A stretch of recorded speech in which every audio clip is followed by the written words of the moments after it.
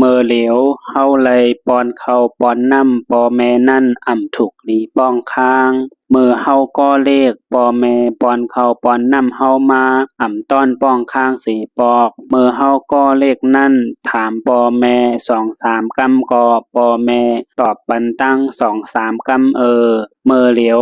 ปอแม่ถามเฮาสองสามกำอย่าปีว่าปอแม่ซบเป้ซบยอยมือเฮาก็เรียกปอแม่เพียวขีเพียวเยียวเฮามา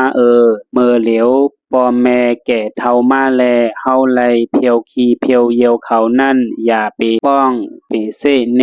มือเฮาก็เรียกนั่นปอแม่ลุมลาเฮามามือเหลียวเฮาหาไลลุมลาปอแม่ขึ้นใน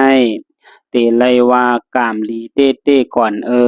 อันไลตอบกุ่งเกจูปอแม่ขึ้นปอแม่ในตุกข้าตานหือก็อ่ำปล่อยพาลูกล้างขามตุกข้าเสหาเลี้ยงลูกล้างมาลูกล้างซ้ำปอตุกข้ามาไหนใกล้ปล่อยพาปอแม่ตุกข้าตานหือก็เย้าอ่ำถูกหลีปล่อยพาปอแม่เจ้าเกจูสองป้าเมื่อเฮาก็เลขไปหมอเฮ็ดหาสังนั่นปอแม่หาเลี้ยงเฮามาเมื่อเหลียวปอแม่เฮ็ดหาอ่ำไรเย้าเฮาหลู่หาเลี้ยงปอแม่ขึ้นตนไม่นั่นเมื่อมันตนเลขเฮาเฮ็ดปันโฮมมันปดปันน้ำมันปอตนมันใหญ่มา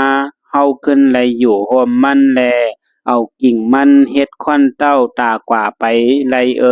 ต้นไม้นั่นอ่ำมีเจอเซตาก็ตั้งมีพรหลีตากนก็ลุมลามันขึ้นอยู่กวนเฮามีโตมีเจอเหมือนกันอ่ำถูกหลีลืมกุ่งเกจูปอแม่สองป้าอันเลี้ยงเฮาใหญ่มา